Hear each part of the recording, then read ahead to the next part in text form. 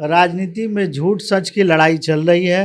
मोदी जी एक बड़े बड़े फलसफा छोड़ते हैं, उसी फलसफा में नीतीश कुमार जी भी शामिल हो गए।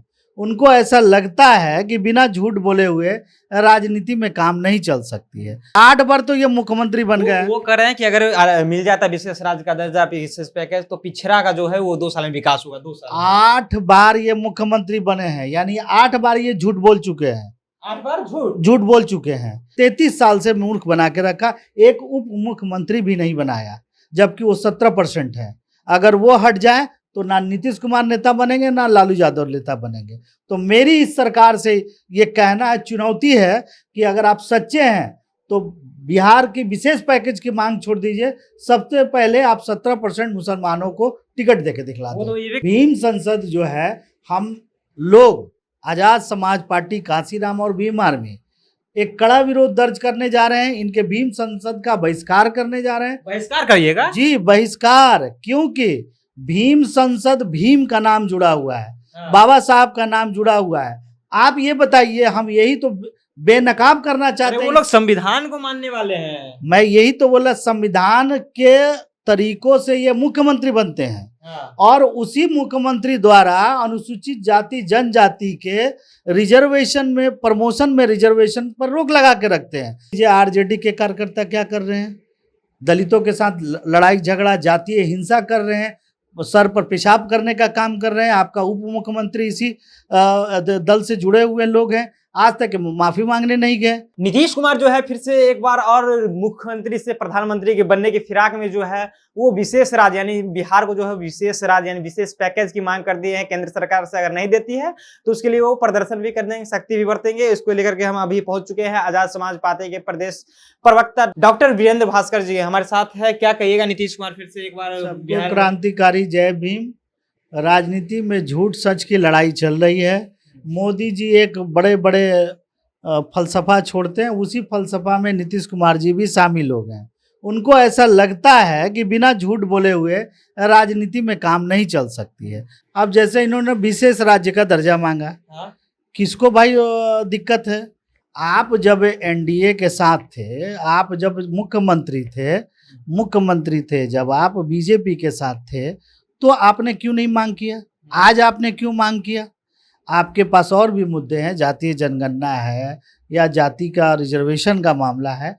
आप ये बात कह के आप बिहार के लोगों को कितना बार मूर्ख बनाएंगे, पहले ये तय कर। 8 बार तो ये मुख्यमंत्री बन गए। वो कह रहे हैं कि अगर मिल जाता विशेष राज्य का दर्जा, विशेष पैकेज, तो पिछड़ा का जो है वो 2 साल में विकास होगा। 2 साल 8 बार ये मुख्यमंत्री बने हैं, यानी 8 बार ये झूठ बोल चुके हैं।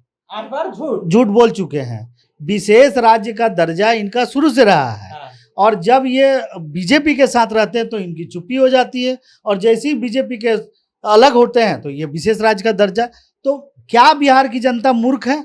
इस बात को नहीं समझ रही है कि ये आपका राजनीतिक शगुफा है, और बिहार की जनता को समझना चाहिए इन सब मुद्दों में ना पड़ा जाए। उन्होंने जो वादा किया है 75% रिजर्वेशन का, उसमें सबसे पहले वो इस बार लोकसभा में चुनाव में टिकट देके दिखलाए कि किस जाति को, किस जमात को आपने क्या प्रतिनिधित्व दिया है। जैसे कि आप मुसलमानों को आज तक चचा भतीजा के सरकार ने 33 साल से मूर्ख बना के रखा, एक उप मुख्यमंत्री भी नहीं बनाया, जबकि वो 17% है। अगर वो हट जाए तो ना नीतीश कुमार नेता बनेंगे, ना लालू यादव नेता बनेंगे। तो मेरी इस सरकार से ये कहना है, चुनौती है कि अगर आप सच्चे हैं तो बिहार की विशेष पैकेज की मांग छोड़ दीजिए। सबसे पहले आप 17% मुसलमानों को टिकट देके दिखला दें। वो तो ये भी कर रहे हैं ना कि अगर केंद्र सरकार हमें हेल्प करती है तो पिछड़ा का विकास होगा, 2 साल में विकास नहीं, तो इतने साल से वो किसका विकास कर रहे थे? वोट तो पिछड़ों का लेते हैं। बीजेपी को तो माना जा सकता है कि सवर्णों के वोट पर है, वैश्यों के वोट पर है। ये तो अति पिछड़ों की राजनीति करते हैं, महादलित की राजनीति करते हैं। तो आज ये पिछड़ों की बात क्यों कर रहे हैं? अभी तक किसका विकास किया इन्होंने? यानी कि इन्होंने अपने लोगों का सिर्फ विकास किया है, अभी तक अति पिछड़ों का विकास नहीं हुआ है। और अगली बार ये किसका विकास करेंगे, ये बात भरोसा करने लायक है या नहीं है, ये जनता को सोचना है। तो भीम संवाद भी करने लगे हैं। भीम संवाद 26 नवंबर को उन्होंने भीम संसद की बात कही है। भीम संसद जो है, हम लोग आजाद समाज पार्टी, कांसीराम और भीम आर्मी एक कड़ा विरोध दर्ज करने जा रहे हैं। इनके भीम संसद का बहिष्कार करने जा रहे हैं। बहिष्कार करिएगा जी बहिष्कार, क्योंकि भीम संसद, भीम का नाम जुड़ा हुआ है, बाबा साहब का नाम जुड़ा हुआ है।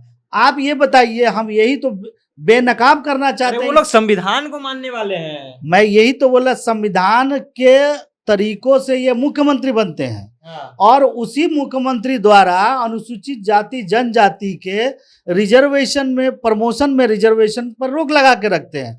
वही संविधान के तहत ये लोग अपना मंत्रिमंडल तय करते हैं, चुनाव लड़ते हैं, लेकिन उसी भीम के नाम पर आने वाले लोग SC ST एक्ट को, अभी उसके तहत 50,000 केसेस पेंडिंग है, आज तक उसका निस्तारण करने का कार्य नहीं किया है। राज्य अनुसूचित जाति आयोग पिछले 9 सालों से स्थगित था, अब लास्ट में ये किया है। तो मेरा ये कहना है कि आप भीम का तो नाम लेते हैं, भीम का कोई काम नहीं करते हैं। आप अति पिछड़ों की बात करते हैं, पिछड़ों की बात करते, भीम का नाम लेने से पहले ये समझ लीजिए कि इस राज्य में आपको भीम द्वारा स्थापित कानून व्यवस्था को लागू करके दिखलाएंगे। कह रहे हैं कि हम अति पिछड़ों के लिए कर रहे हैं। आए दिन आप देख लीजिए RJD के कार्यकर्ता क्या कर रहे हैं, दलितों के साथ लड़ाई झगड़ा, जातीय हिंसा कर रहे हैं, सर पर पेशाब करने का काम कर रहे हैं। आपका उप मुख्यमंत्री इसी दल से जुड़े हुए लोग हैं, आज तक माफी मांगने नहीं गए। आप समझिए इनका चरित्र क्या है। कहने के लिए ये पिछड़े हैं और काम सवर्णों का करना, ये कहिए सामंतों का कर रहे हैं, और अब कह रहे हैं कि हम भीम संसद, अब दलित बनने के लिए भी तैयार। अरे भैया, जो है वही रही है, अगर आना है तो हिस्सेदारी देनी पड़ेगी, यही आज़ाद समाज पार्टी का कहना है। और आज़ाद समाज पार्टी और आप लोगों को अपील करती है कि इस बार चुनाव में आप लोगों को ये सोचना है कि किसकी सरकार होनी चाहिए, कौन आपका सच्चा रहनुमा है। चलिए, तो कौन आपका सच्चा रहनुमा है, ये वीरेंद्र भास्कर, डॉक्टर वीरेंद्र भास्कर से थे, आज़ाद समाज पार्टी के प्रवक्ता थे। इन्होंने साफ तौर पर अपनी बातों को जो रखा कि किस तरह से नीतीश कुमार जो है SC ST OBC का जो वोट बैंक है वो अपने और कर रहे हैं, किस तरह से आ रहा है। इस बार जो है बिहार को विशेष राज्य की पैकेज की मांग की, उस पर इन्होंने डट के सवाल उठाया कि जब आप NDA में थे, यानी BJP के साथ थे, उस समय क्यों नहीं बात उठा रहे थे। फिलहाल इस वीडियो में इतना ही। आप देख रहे थे जनता जंक्शन, मेरा नाम ऋषि है।